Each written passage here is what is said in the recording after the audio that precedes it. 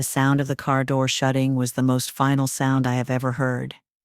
It was more final than the doctor's solemn voice, telling me my husband was gone, more final than the thud of dirt on Frank's casket. It was the sound of my own life, being closed, locked, and discarded. "You're holding us back, Mom," he'd said. "My son, my Tyler." His voice flat and devoid of the warmth I had spent 28 years nurturing. He said it as he put my single hastily packed suitcase in the back of his new SUV, the one I now realized my money had paid for. His wife, Nancy, stood on the porch of my Cincinnati house, her arms crossed, watching with a look of serene, unbothered finality. They drove me an hour out of the city, to a desolate bus station under the flickering yellow light of a single street lamp. "A bus comes in the morning," Tyler had said, not meeting my eyes. "It goes to Houston. You have a cousin there, right?" Then he got back in the car, and they drove away. He never turned around. They left me there, a 71-year-old woman, with a small suitcase and a shattered heart, abandoned by her only child. They thought they had disposed of their burden. They thought they had won. They didn't know that in that moment of absolute desolation, they hadn't just abandoned a mother. They had created an enemy, a woman with nothing left to lose and a spine of pure cold steel. It all began, as these stories of profound betrayal often do, with a gesture of love born from loss. When Frank died, the silence in our sprawling two-story house became a living entity, a suffocating presence that followed me from room to room. I was adrift in a sea of grief, the echoes of my life with him a constant painful reminder of what I had lost. Nancy and Tyler were living in a cramped, downtown apartment, a space they complained about constantly.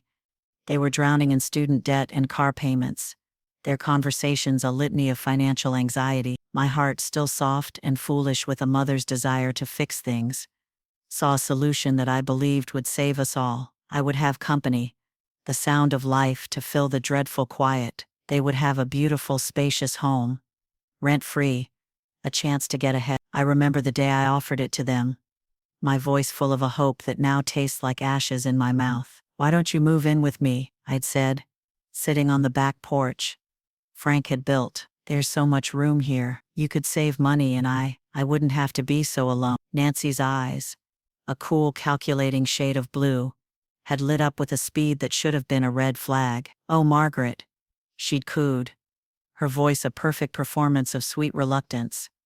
"We couldn't possibly impose. It's too generous." Tyler, my son-in-law, with his easy smile and charming words, had sealed the deal. He'd wrapped an arm around my shoulder, a gesture that felt like a comfort then, but feels like a chain in retrospect. "Margaret, you're a lifesaver. We promise we won't be a burden. We'll take care of everything for you." I believed their promises because I was starving for them. I welcomed them into my home, my sanctuary, my heart. I helped them move in their boxes, clearing out Frank's study to make room for their things. I didn't realize that I wasn't just making space for their furniture. I was clearing the way for my own erasure, piece by painful, deliberate piece. I thought I was inviting my family home, to heal. I was, in fact, simply opening the door to the smiling invaders who would try to bury me alive. The dismantling of my life was a slow creeping invasion, a war fought not with shouts but with throw pillows and paint swatch. The first casualty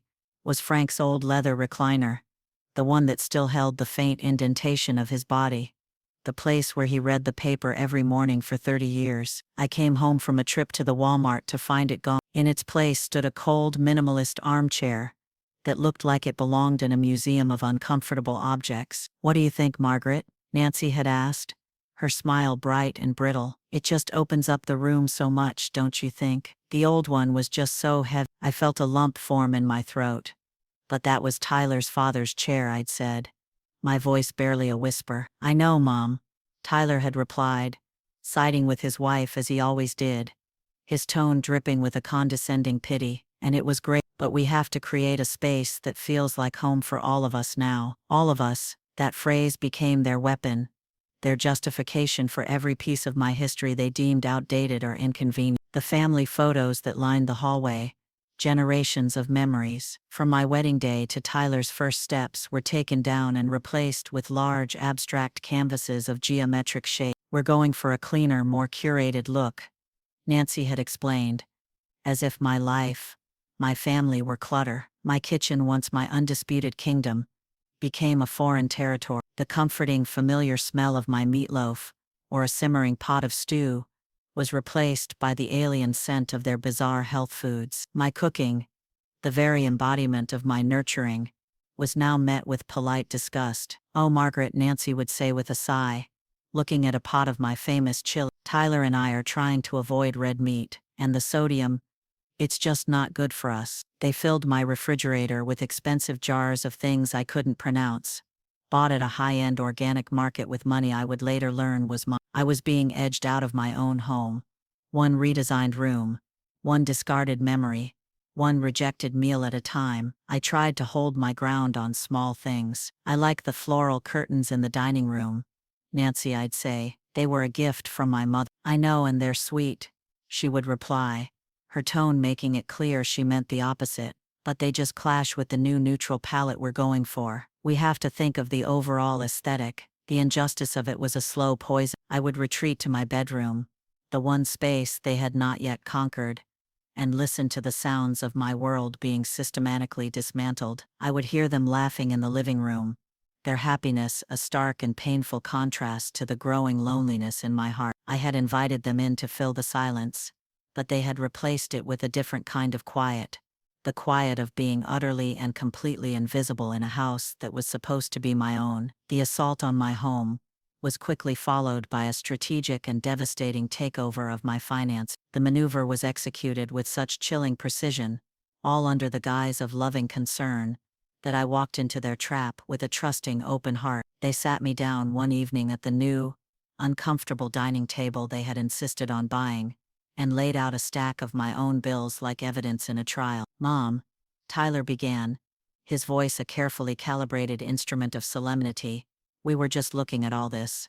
And honestly, we're a little worried. It seems like a lot for you to manage on your own." Nancy, the master of the soft touch, placed a cool hand on my arm. "We just want to make sure you're taken care of, Margaret. What if you missed a payment? We think it would be so much easier if we helped you organize everything. We could set up a joint account for all the household expenses." A cold knot of dread formed in my stomach. Frank had been a meticulous planner. He had worked 2 jobs for decades to ensure that I would be left financially secure, independent. My savings, my pension, they were my last bastion of autonomy. To cede control of that felt like the final surrender. "I'm perfectly capable of paying my own bills," I said, my voice tighter than I intended. "Of course you are, Mom," Tyler soothed, his tone so placating it felt like a pat on the head of a difficult child. "No one is questioning your ability. This is about family helping family. It's about us taking some of the burden off your shoulders." They were so good at it, twisting my competence into a vulnerability they needed to protect. They framed their power grab as an act of loving care. To refuse would be to seem paranoid, to shatter the fragile illusion of the happy family I so desperately wanted to believe in. And so, worn down by grief and a desperate desire for peace, I agreed. The trip to the bank was a surreal experience. Tyler, his hand firmly on my elbow, did all the talking. He charmed the bank manager with a beautifully crafted story about setting up a consolidated family estate account to make things easier for his beloved mother. I signed the documents where he told me to, my signature on the page, feeling like a betrayal of everything Frank and I had built. The moment I did, the floodgates of my life savings were thrown open. For the first few weeks, they maintained the illusion of responsibility. The utility bills were paid, but then the bank statements, which they started trying to hide from me, began to tell a different story. There were charges from high-end restaurants in downtown Cincinnati. There were online shopping sprees for designer clothes. There was a weekend getaway to Chicago that I only learned about through a photo Nancy posted on social media. I found a statement they had carelessly left on the kitchen counter and confronted Tyler, my hand shaking as I pointed to a charge for several $1,000s from an electronics store. A massive, wall-sized television now dominated the living room. "What is this, Tyler?"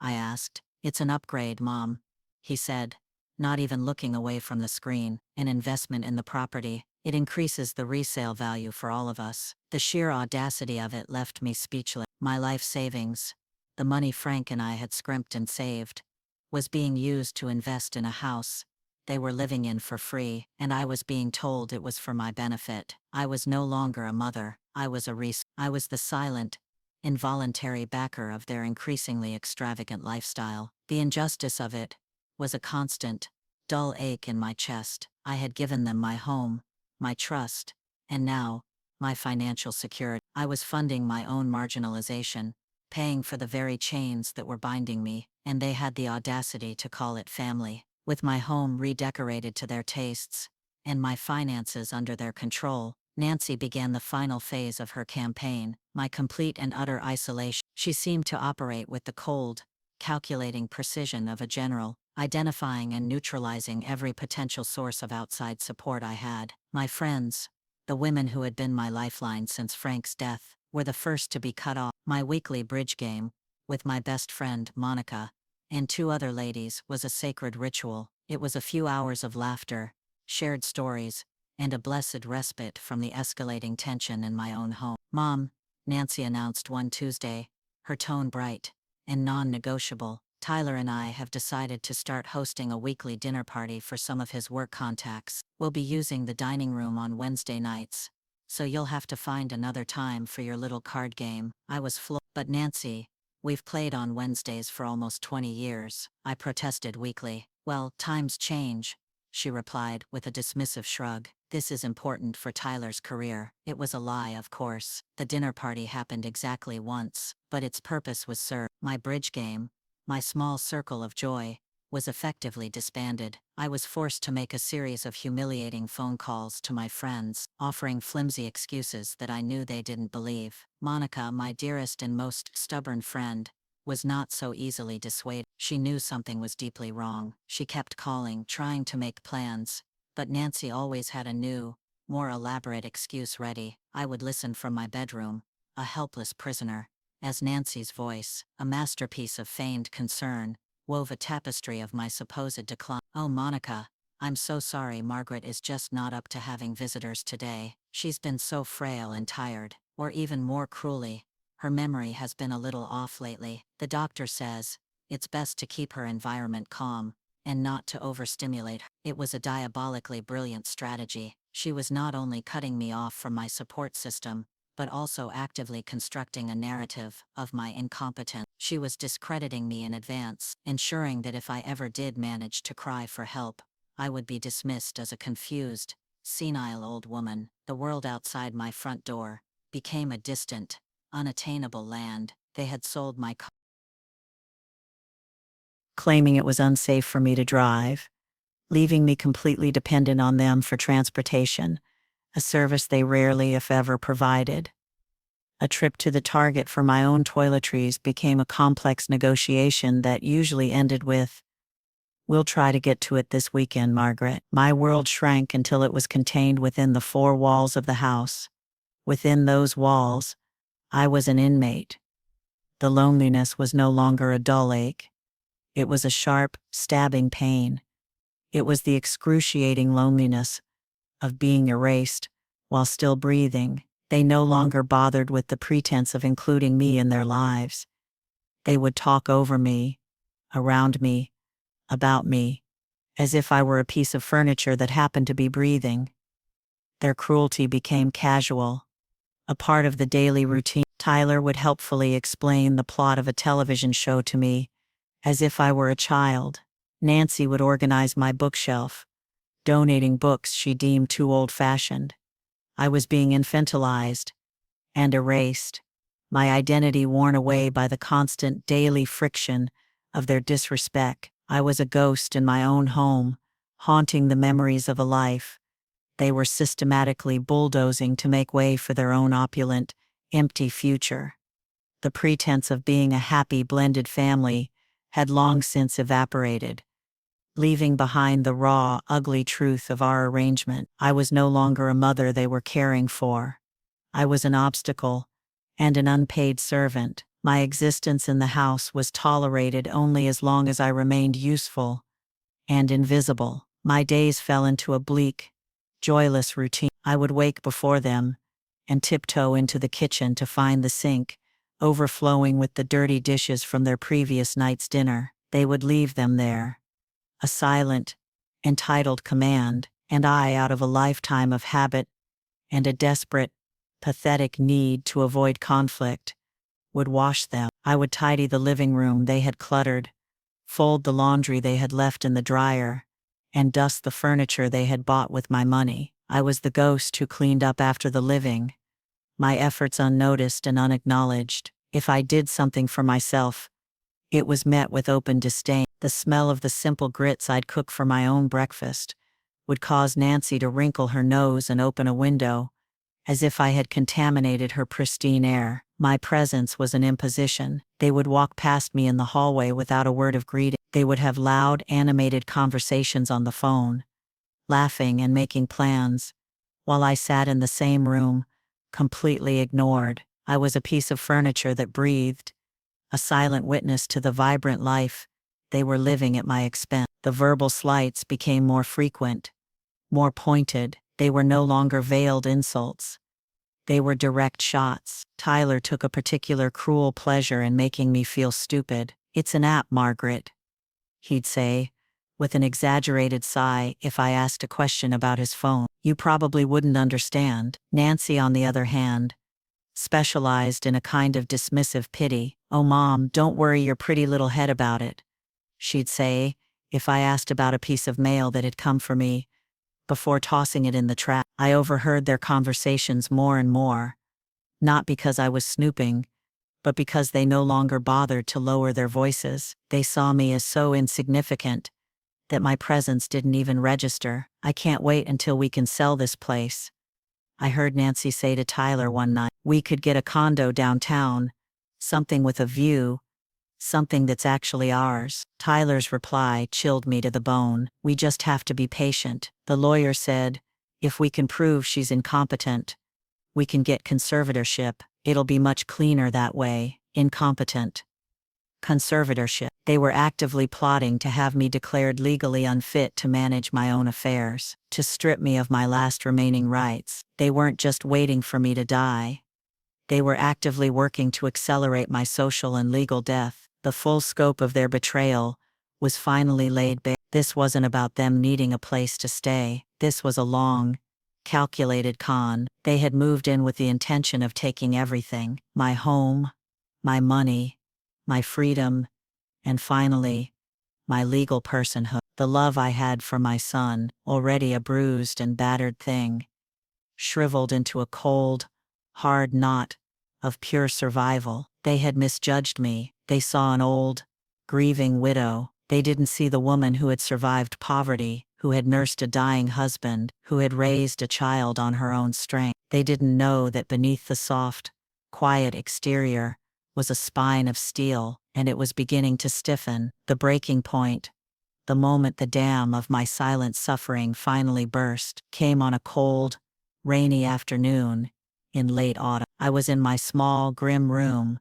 trying to mend a seam on one of my old cardigans, when I heard the mail slot clang shut. A few minutes later, Nancy came to my door and tossed a stack of mail onto my cot. "This is all for you," she said dismissively, before walking away. I sorted through the bills and junk mail until my fingers landed on a thick, glossy envelope with no return address. I tore it open. Inside was a full-color brochure. The words on the front, written in a cheerful looping font, read, "Silver Creek Meadows, a new beginning in your golden year." My blood ran cold. It was a brochure for an assisted living facility, an expensive one. A page was dog-eared, and a floor plan for a studio suite was circled with a red marker. Beneath it, Nancy had scribbled some calculations, monthly fees, and a note, "Sell house ASA." There it was, their plan, laid out in black and white,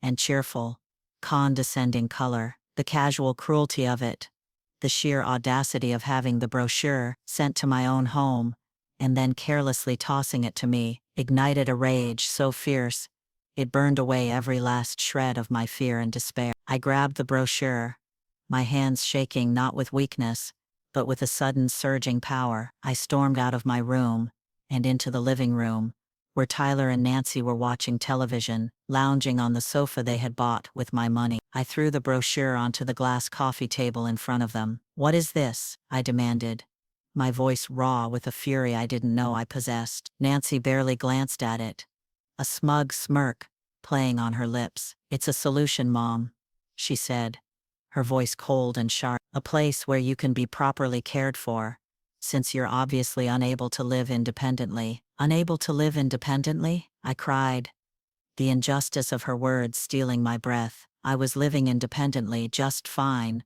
until you two moved in and systematically destroyed my life. This is my house." That's when Tyler stood up, his face a mask of annoyed impatience. "Mom, calm down. You're getting worked up over nothing. This is for your own good. You're not safe here alone." "I'm not alone," I screamed. "I have you, my own son, who is trying to ship me off to a home so he can sell my house and live off the profits." The truth, spoken so plainly, seemed to infuriate him. "You know what, Mom?" he spat, his voice dripping with venom. "You're right. We do want to sell the house, because you are holding us back. Your old furniture, your old ways, your constant neediness.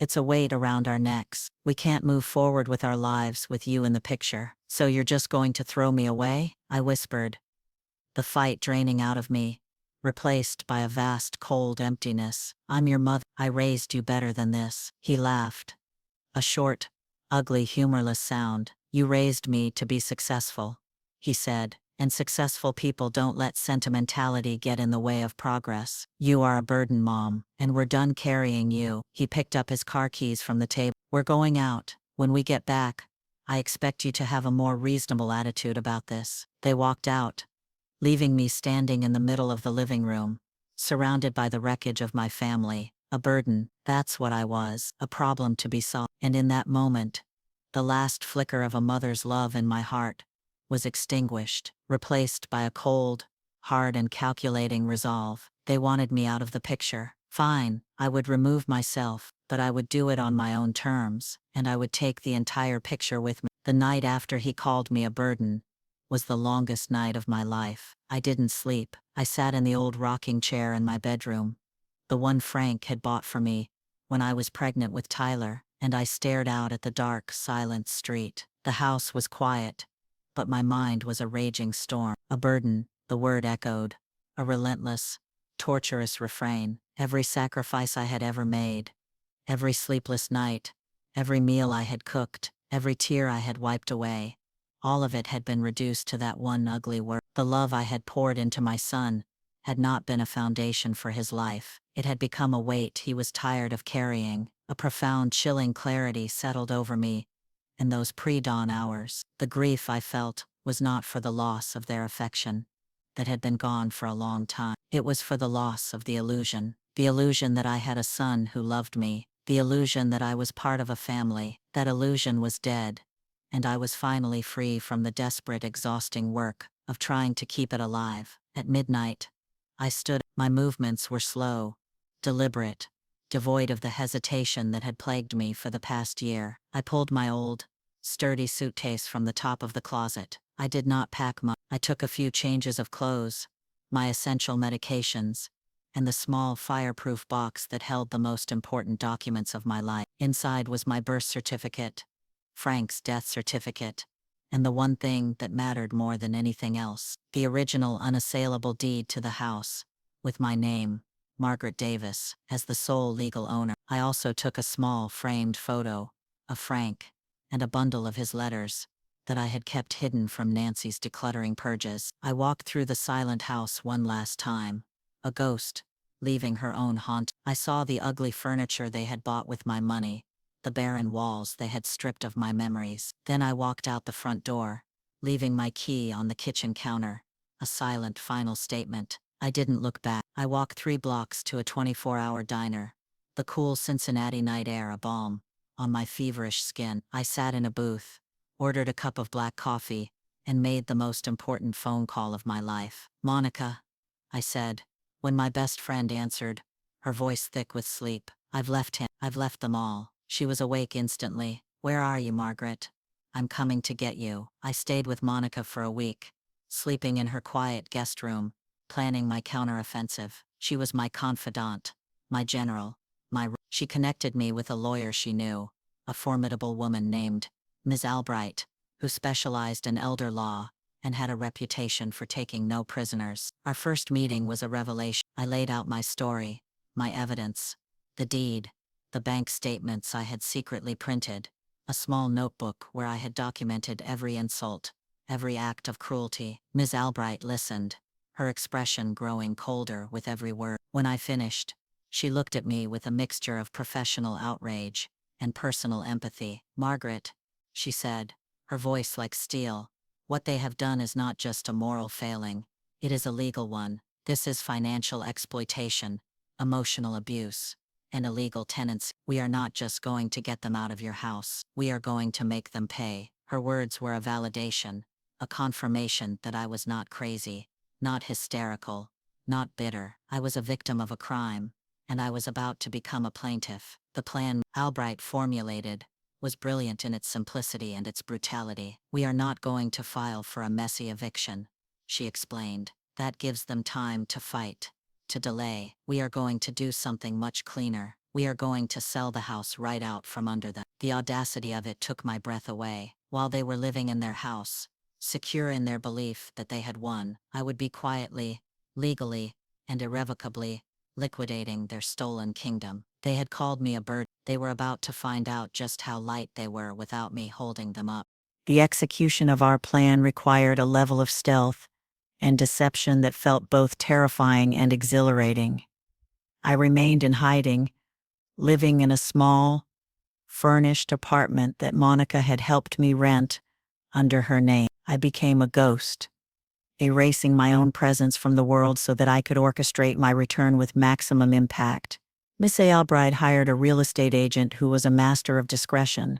There would be no for sale sign on my lawn, no public open house. The property would be shown by appointment only, marketed as a pocket listing to a select group of pre-qualified buyers.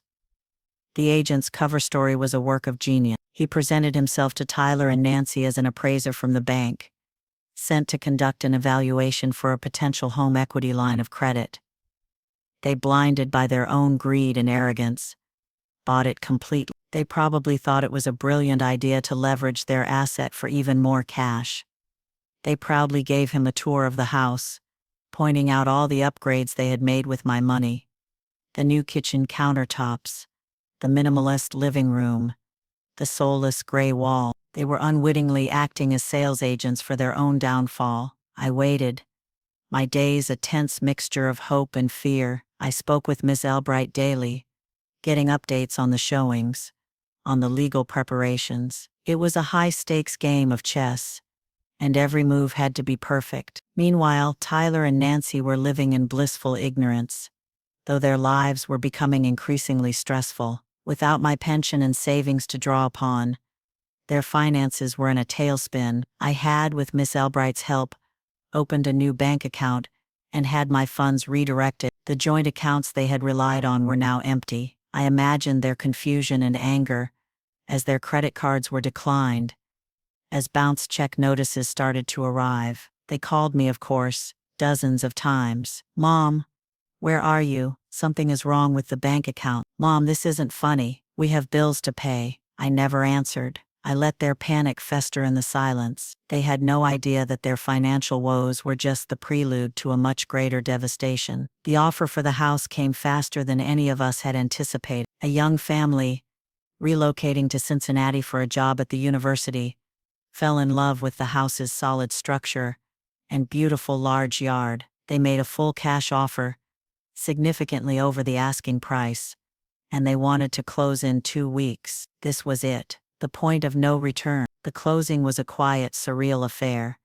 At Miss Albright's office, I signed the documents, my hands surprisingly steady. The deed to my home, the physical embodiment of my life with Frank, was transferred to a new family. As the cashier's check was slid across the table, a number so large it seemed like a fiction, I felt a wave of profound, dizzying relief. I had done it. I had taken back everything. Now all that was left was for them to be notified of their defeat. We decided that the new owners would be the ones to deliver the news. It was cleaner, more final. They were not being evicted by a scorned mother.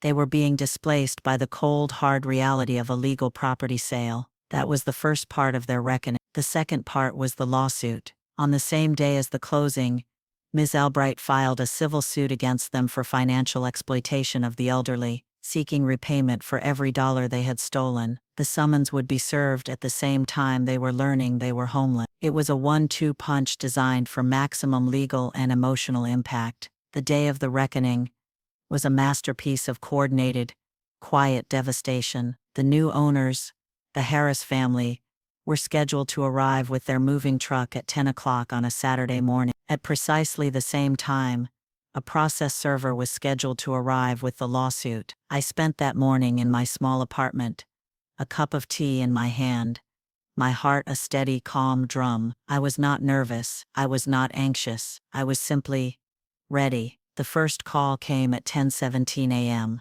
It was Tyler. His voice was a raw, ragged shriek of pure, unadulterated panic. "Mom, what did you do?" he screamed into the phone. "There is a moving truck in the driveway, and some guy in a suit just handed me a lawsuit." "A lawsuit, Mom?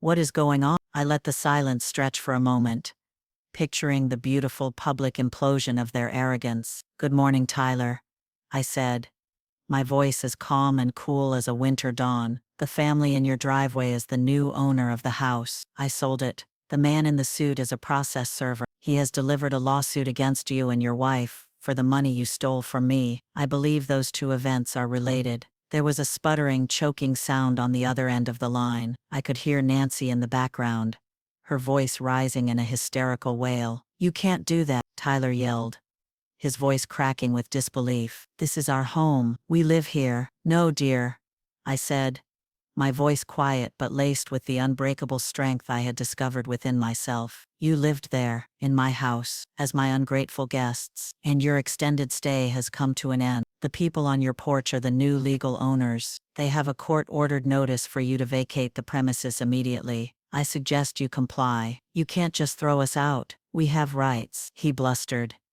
his rage collapsing into impotent threat. "Actually, Tyler, you don't," I said, channeling Ms. Albright's calm authority. "You were tenants at will. You had no lease. You have no legal claim to the property. You have only what you came with, which, as I recall, wasn't you.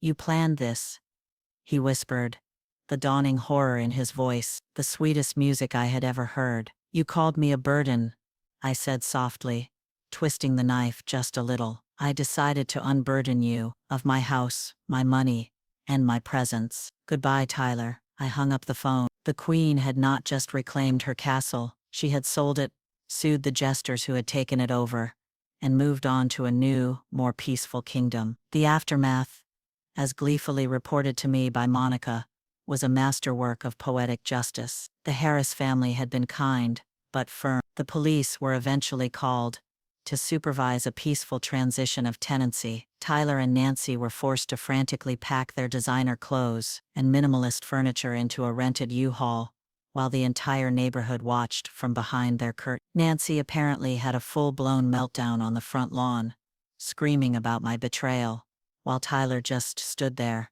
shell-shocked and defeated. Their kingdom, built on a foundation of my stolen money and their boundless arrogance, had been publicly dismantled in a single morning. They were forced to move into a cheap extended-stay motel on the other side of town, a place with stained carpets and the lingering smell of despair. The luxury SUV was repossessed. Their credit was ruined. They had tried to erase me, and in the end, they were the ones who had been rendered homeless and insignificant. I sit on my new balcony now, a cup of coffee warming my hands, and I watch the sun rise over Cincinnati. The air is cool and clean, and the quiet is a comforting blanket, not a suffocating shroud. My life is small and beautiful, curated not by someone else's aesthetic, but by my own sense of peace. I don't think about Tyler and Nancy often. The anger has long since faded, replaced by a kind of weary, distant pity. They were so consumed by their own greed, so desperate for a life they felt they were owed, that they destroyed the one person who had ever truly loved them. It is a tragedy of their own making, and they will have to live with the consequences for the rest of their lives. The lawsuit was settled quietly. They had no money to fight, no legal ground to stand on. They were forced to agree to a repayment plan, a small amount garnished from their wages every month. For years to come, it wasn't about getting the money back. It was about accountability. It was a constant, legal reminder of their betrayal. I took every cent of that money and combined it with a significant portion of the proceeds from the sale of the house to establish the Burden Fund. It's a foundation that provides emergency grants and legal assistance to elderly parents who have been financially exploited or displaced by their children. My son's greatest insult has become my greatest legacy. A few months ago, I received a letter, forwarded from Monica. The handwriting was shaky, almost childlike. It was from Tyler. It was not an apology. It was a rambling, self-pitying account of his hardships. Nancy had left him. He was struggling to find work. His life was It ended with a single, stunning sentence. After everything, I think you owe it to me to help. I read the letter. And then I did something the old Margaret would never have done. I laughed. A real, deep, genuine laugh. The sheer, unmitigated gall of it was almost impressive. I took the letter, walked over to the paper shredder Monica had given me as a housewarming gift, and I fed it into the machine. I watched as his words, his entitlement, his complete lack of self-awareness, were turned into a meaningless confetti of paper. My help, my love, my resources, they were no longer his to claim. I had found new places to invest my heart. I had found myself. My story is not one of revenge. Not really. It is a story of reclamation. It is the story of a woman who was told she was a burden, and remembered she was the foundation. It is a story about the quiet, unshakable power that comes from knowing your own worth, even when those closest to you have forgotten it. I am not a victim, I am a survivor, and as I watch the morning light spill across my garden, I am filled with a profound and lasting peace. They drove away, and never turned around, but I was the one who was finally, truly, moving forward.